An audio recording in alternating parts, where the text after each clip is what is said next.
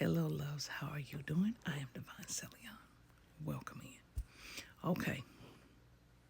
I'm going to preface this talk with this because I said some of this before.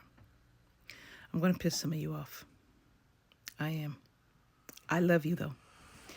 And this can be a conversation, but I'm going to piss some of you off. So let's get into it. Some of you are so inundated in that book that you don't see and move anywhere else. Someone on Lemonade said that Jesus is the only way that you're saved. In the Ethiopian Bible, that's not what Jesus said. Jesus said love is the only thing that saves you. How can a being that has been here already and already walked it, that is not here, save you? Well, divine. All I have to do is meditate upon him and he'll save me. Listen to yourself. That's all you got to do. If that was the case, why the hell did we walk through our hell to become chosen? Make that make sense. I'm sorry. I want you to think of this logically, what I'm saying to you. So the person is going to save you, not what they taught, not what they told you to do, not their word, which they told you. The person is going to save you, no matter what you do. Is that what I'm to understand? Do you understand by you saying that you just made our whole walk and our whole hell and our whole pain a mute point? Because no matter what, Jesus is going to save you. No, that's not how it works. No, I don't know who lied to you. I don't know why these religions want to sit up and say, well, if you do this, that's like buying your way into heaven, which can't happen because that's a physical thing for something spiritual. How that's supposed to work? No. You follow the teachings and the words. You're trying to follow up after things you don't even understand, but yet you can't go inside yourself, which my father told you to do, to find you, to find love and to understand what it's teaching you. That's how you understand the lessons and what it's teaching you, by loving you and loving spirit. That's what he told you to do. When did my father say meditate upon him? If he did, that was so you would find spirit directly through him, right? But in order to do that, you're missing one piece: love. So you meditate upon Jesus and you have no love in your heart for your fellow man, which my father told you to do because that's what he told you to do, then you're not doing what he told you to do. Are you? No. Do you understand the logic I'm saying? How is Jesus going to save you? Well, he's seeing my good heart and he's putting in a good word for me. Put in a good word for your damn self. What do you need him to speak on your behalf for? Your actions and what you do should be proof positive. Should it not? Why would he need a petition for you? You can do it yourself.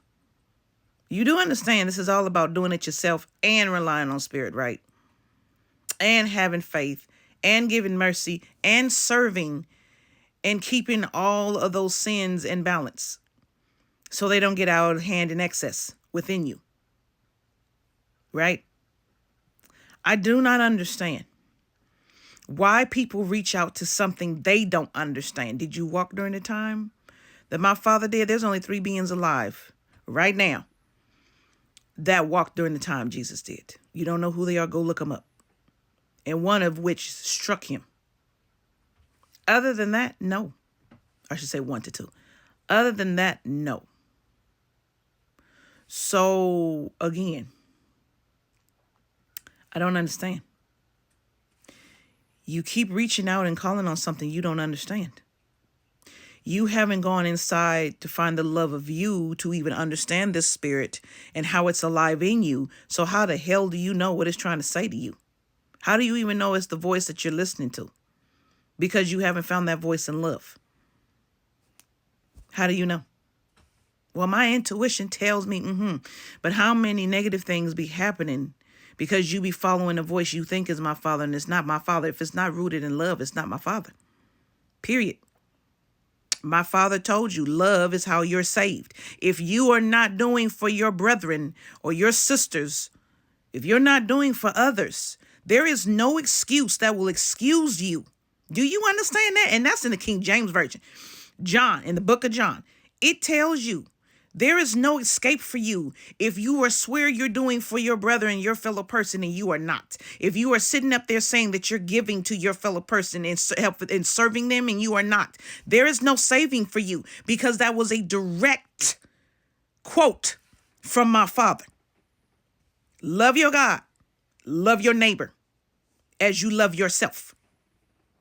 And you are sinning, if you want to say it, by not loving yourself, by not loving your neighbor, and by not loving your God, which you can only know by loving you, because you're made in its image. You're given a direct link to it. It was never taken from you. You never needed a middleman. You needed the middleman to help guide you towards spirit, but they ain't even guiding you towards spirit correctly. They're infusing fear in you. Love doesn't infuse fear in you. Love gives you your damn lessons so you can see and get your ass toward compassion so you can see you and somebody else. Who are you serving? Let's be real. Who are you serving? If you're chasing a dollar and you chase material shit, is that material shit so you can help other people? Is it just so you can fucking help you because you don't give a fuck about anybody else? Let's keep it 100. My father told you what to do. Why are you asking questions? Why are you asking a pastor that ain't even walking that fucking path? If your pastor's words out of his mouth, his or her mouth, or whoever, is not love, and getting to the love of you, the love of your neighbor, and the love of your God, then they ain't even fucking real ass pastor. If they're stuck in the Old Testament, which is Jewish law, because they're Hebrew, that's on them. I don't touch that.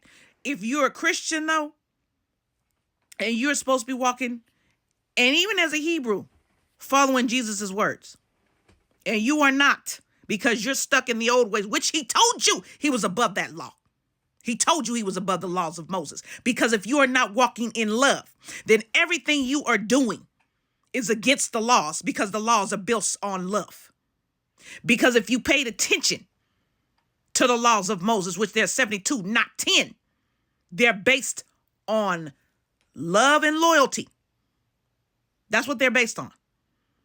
You wouldn't harm a neighbor if you loved them. You wouldn't take their shit and their wife if you loved them. You wouldn't lie on them. You wouldn't kill them if you loved them, unless they're asking you to take them out of their pain and suffering. And the Spirit said you can, and you can't. That's love. But if you're following love, you wouldn't do that shit to your neighbor anyway. Right? Duh. It's common sense. So why do you think my father is going to save you just by meditate upon him? What did you learn? What did you learn from the word? It's like, you know that game we do with directions? And at the end of the whole fucking 35 steps, you were just to write your name, but you didn't pay attention. It's the same thing. Except that Bible is that piece of paper giving you all the directions. Right? For some of you. When it should be my Father's words. And at the end of the day, he's just telling you to love one another. At the end of the whole fucking sheet, that's all he's telling you to do. That whole book of thousands of pages, millions of words, just to tell you, love your neighbor as you love yourself and love your God. You need to think about the whole picture that you're looking at, not just pieces. That's why you don't pick apart verses in scripture and take them out of context. You look at the whole damn picture to see. He told you, follow the word, his word. Start there. Love you now. Namaste.